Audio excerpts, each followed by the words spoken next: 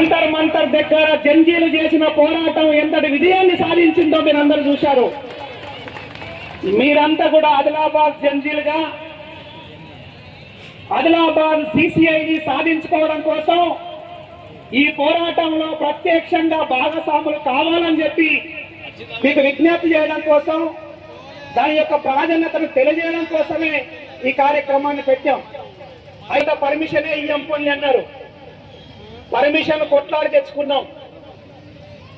కాలేజీలకు, స్కూళ్ళకి, హాస్టళ్ళకి పోతుంటే ఇక్కడ ఉన్నటువంటి విద్యార్థి యువజనులకు ఉద్యోగాలు రావాలని చెప్పి దానికి పరిష్కార మార్గమే సిసిఐ సాధన అని చెప్పి ఈ పోరాటాన్ని మేము కొనసాగిస్తూ ఉన్నాం. ఈ సంవత్సరం జనవరిలో పురుడు పోసుకున్నది.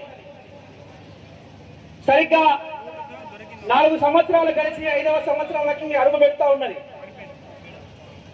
సిసిఐ సిమెంట్ ఫ్యాక్టరీని మీరు మీ ఇళ్లకి వెళ్ళి మీ అమ్మల్లో లేకపోతే మీ అయ్యల్లో, తాతల్లో, తండ్రులను అడగండి.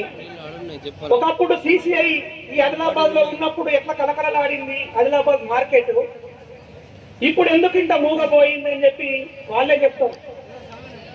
అందుకే మేమంటున్నాం ఏంటంటే ఆదిలాబాద్ సిసిఐని ప్రారంభించుకుంటే 6,000 ఉద్యోగాలు రావడానికి అవకాశం